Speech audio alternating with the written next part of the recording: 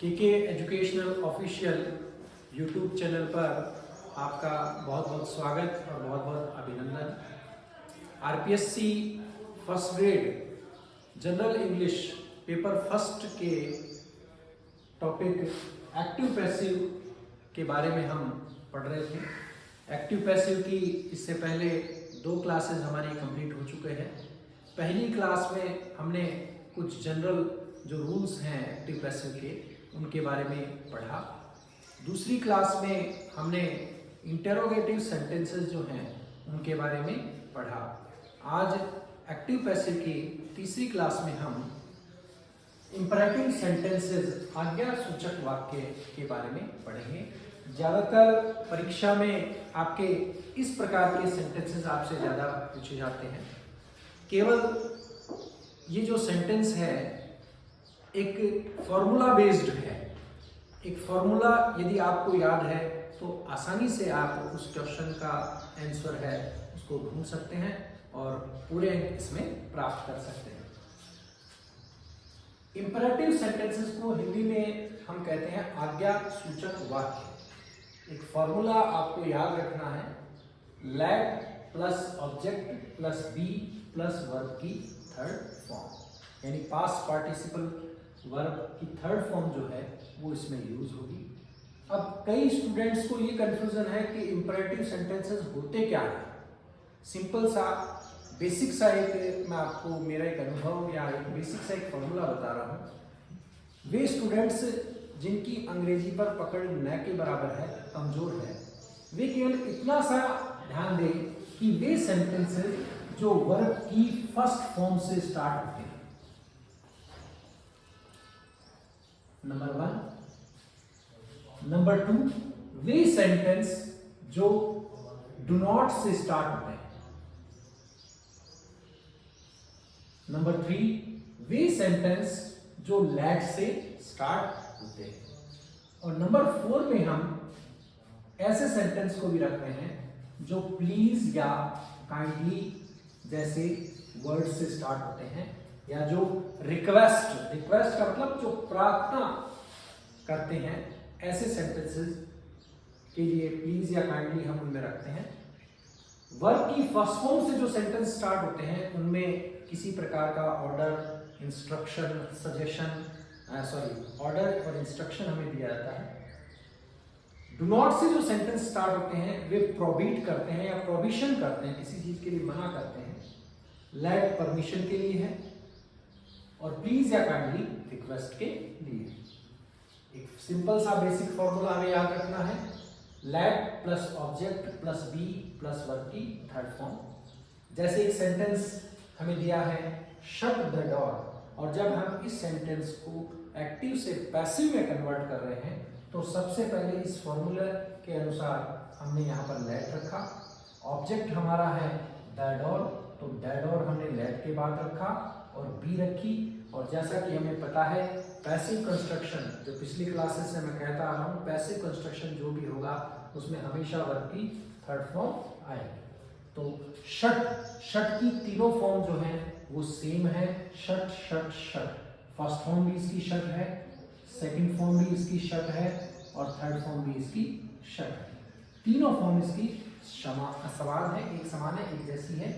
तो तीनों फॉर्म एक समान है तो हमने यहाँ पर शट रखा, तो हमारा ये चेंज हुआ, let the door be shut. इसी तरह से एक और हमने दिया है वर्ब की फर्स्ट फॉर्म से स्टार्ट होने वाला sentence, prepare a cup of T.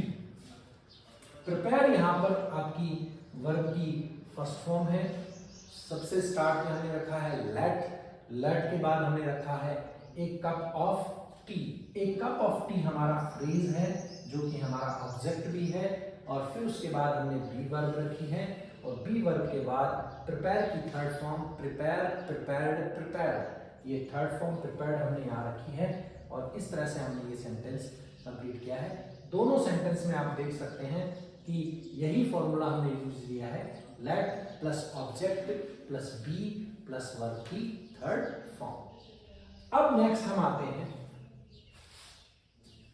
अगले सेंटेंस पर जो डू नॉट से स्टार्ट हो रहा है। डू नॉट का मतलब इस सेंटेंस में प्रोविजन किया गया है, मना किया गया है, मनाही की जा रही है। जैसे एक सेंटेंस है डोंट मेक ए नॉइस। सबसे पहला काम ऑब्जेक्ट का चयन करना। ऑब्जेक्ट आपको हमेशा वर्ब के बाद मिलेगा। यहाँ पर डू नॉट के बाद आपको वर्ब की फर्स्ट फॉर्म दी हुई है। ए नॉइस ये आपका ऑब्जेक्ट है। सबसे पहले फॉर्मूले के अकॉर्डिंग हमने लगाया है वहां पर लेट, वही फॉर्मूला यूज ले रहे हैं, let plus object plus be verb की बी वर्ब और बी वर्ब के बाद वर्ब की थर्ड फॉर्म। फिर उसके बाद हमने ऑब्जेक्ट लिखा ए नॉइस और नॉट इसलिए लिखा है क्योंकि यहाँ डू नॉट में आप देखें तो यहाँ नेगेटिव सेंटेंस का भाव है। नेगेटिव का मतलब नकारात्मक सेंटेंस का भाव है, तो वह भाव हमारा चेंज नहीं होना चाहिए। इसलिए ऑब्जेक्ट के बाद हमेशा ध्यान रखें डू नॉट के सेंटेंस में नॉट आएगा और फिर उसके बाद बी आएगा।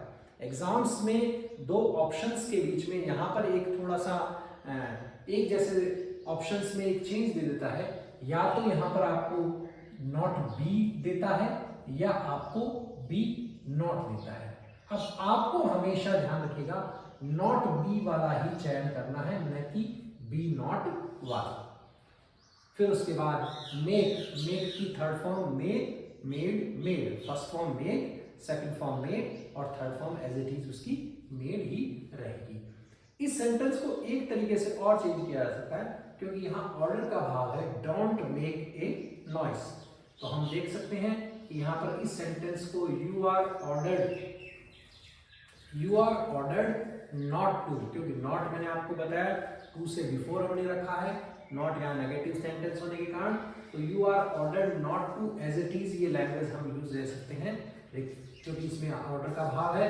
और बाद का जो डू नॉट को हटाकर सेंटेंस जो बच रहा है उसको एज इट इज ऐसे का ऐसा लिखा गया है। तो ये सेंटेंस हो गया you are ordered not to make a noise. ये दोनों तरीके हैं इसके पैसिव कंस्ट्रक्शन के और दोनों तरीकों से आपसे एग्जाम में ये क्वेश्चन पूछा जा सकता है। नंबर 4 हमने लिया है प्लीज से स्टार्ट होने वाले सेंटेंस। हम कह सकते हैं प्लीज से या काइंडली से ये सेंटेंस स्टार्ट होते हैं। उसके बाद हमें वर्ब की फर्स्ट फॉर्म दी हुई है और ऑब्जेक्ट हमें दिया हुआ है। इन सेंटेंसेस को हमने प्लीज के अनुसार देखा है। प्लीज को अगर हम देखें तो प्लीज रिक्वेस्ट को बताता है और यहाँ पर इस सेंटेंस में हमने स्टार्ट जो किया है वो you are requested to as it is. जैसा मैंने आपको बताया यहाँ पर यू आर ऑर्डर्ड नॉट इसलिए आया क्योंकि यहाँ नेगेटिव था और इसमें कोई नेगेटिव का सेंस नहीं है, इंपरेटिव सेंटेंस है। यू आर रिक्वेस्टेड टू और एज इट इज जो सेंटेंस हमारा बच रहा है प्लीज को छोड़कर, क्योंकि रिक्वेस्ट का भाव यहाँ पर रिक्वेस्ट हमने ले लिया है और help me as it is हमने रख दिया है। नंबर 5वां सेंटेंस जैसा मैंने आपको बताया लेट से भी कुछ सेंटेंस ऐसे हैं जो इंपरेटिव सेंटेंस के साथ होते हैं। जैसे हमने यहाँ एक सेंटेंस रखा है लेट मी प्ले फुटबॉल। अब आप देखेंगे कि इस सेंटेंस में पहले से ही आपको लेट दिया हुआ है, तो फॉर्मूला वही हमारा रहेगा जो मैंने आपको स्टार्ट में बताया है, let plus object plus be plus verb की थर्ड फॉर्म। तो सबसे पहले हम क्या लेकर आए हैं, लेट लेकर आए हैं।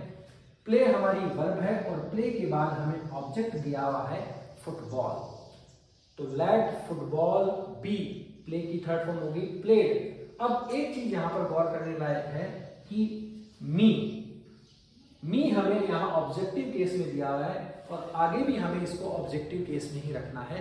तो इसलिए क्योंकि ये सेंटेंस के अकॉर्डिंग इंपरेटिव सेंटेंस जो है जब हमने उसको लेट में चेंज किया है तो उसके अकॉर्डिंग हमें वहाँ ऑब्जेक्टिव केस ही रखना होगा। तो टू लगाकर हमने फिर यहाँ मी लगाया है। तो इस तरह से हमारे ये इंपरेटिव सेंटेंसेस जो हैं वो एग्जाम में पूछे जा सकते हैं। मैं चाहूँगा कि आप एक स्क्रीनशॉट अगर इसका लेना चाहें तो आप ले सकते हैं, बिल्कुल।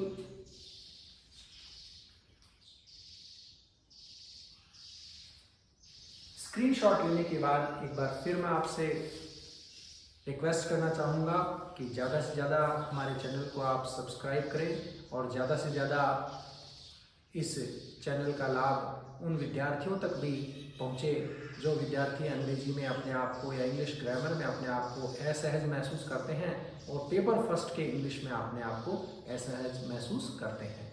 बहुत बहुत धन्यवाद। मैं नरेंद्र सिंह चौहान आपका बहुत बहुत शुक्रिया, बहुत बहुत अभिनंदन करता हूँ।